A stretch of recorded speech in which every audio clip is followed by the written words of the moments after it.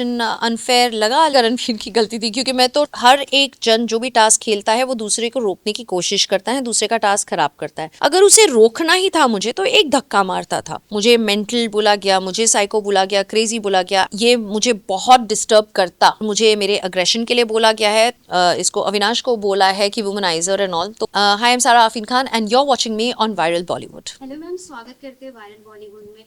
Big boss की journey को किस तरीके से बताना चाहोगे? ये एविक्शन आपको अनफेयर लगता है या फेयर? सबसे पहले तो बिग बॉस की जर्नी एक इनक्रेडिबल जर्नी थी। आई थिंक मुझे बिग बॉस एंड मॉल इन सबको थैंक यू बोलना चाहिए कि मुझे ये चांस मिला इतने सारे इमोशंस को एक साथ एक्सपीरियंस करने का, और बहुत अपना इमोशनल ग्राफ ऊपर नीचे करने का। So thank you very much for this beautiful experience. And eviction unfair लगा, लेकिन वो ऑब्वियसली बिकॉज अब ऑडियंस के वोट्स के हिसाब से है। एंड आई थिंक करणवीर ने ज़्यादा काम किया है, कशिश एक रियलिटी शो से आई है और सारे बिग नेम्स थे एंड उनकी फ़ैन फॉलोइंग है, तो नो कंप्लेंट्स। और मैम, ये जहाँ पे टास्क हुआ था करण और आप थे, तो वहाँ पे धक्का मुक्की हुई थी, तो किसका मतलब गलती है वहाँ पे?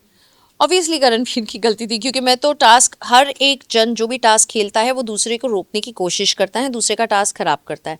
जैसे मेरा पेंटिंग टास्क खराब किया गया था, स्नोमैन का टास्क एक दूसरे का खराब किया था। ये गेम है, तो गेम में मैं जब वो स्की बोर्ड निकाल रही थी, मैं देख रही थी। I am not stupid to twist somebody's leg, I was seeing. अगर उसे रोकना ही था मुझे तो एक धक्का मारता था। उसका पता नहीं क्या फ्रस्ट्रेशन था कि आई डोंट नो व्हाट, कि he took me, he dragged me right at the end. And लोगों को लगता है कि मैं लास्ट में स्लिप हुई हूँ। अगर मैं स्लिप भी हुई हूँ तो उसके ड्रैग करने से ही स्लिप हुई हूँ। I have not just fallen on my own.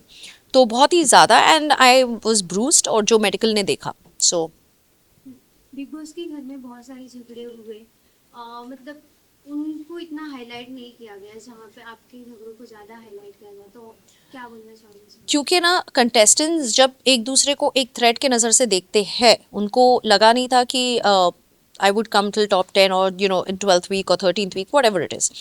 तो दे एक नैरेटिव बनाते हैं।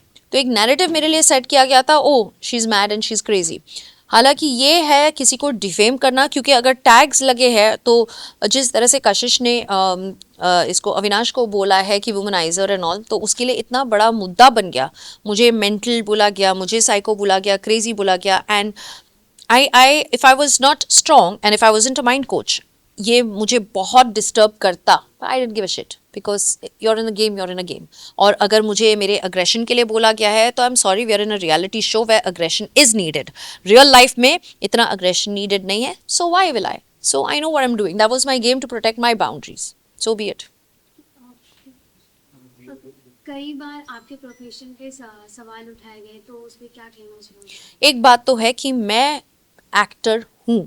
मैंने एक्टिंग बहुत किया है, अभी सिंगम अगेन में भी कैरेक्टर प्ले किया है, ट्रैवल शो किया है, कहीं सुनी टोटल सियापा फिल्म किया है।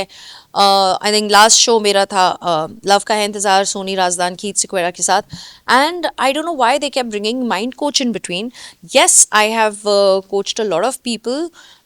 I hold women's seminar and that is what I do because I like contributing to the society.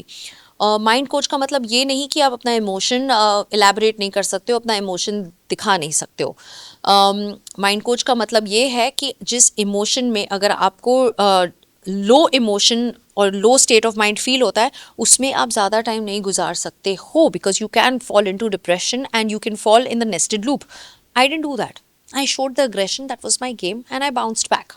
So, thank you so much. और दूसरा बात तो मैंने अग्रेशन दिखाया दायरे में रह के, दूसरों ने अग्रेशन दिखाया दायरे के बाहर रह के. They crossed the line. So, yeah.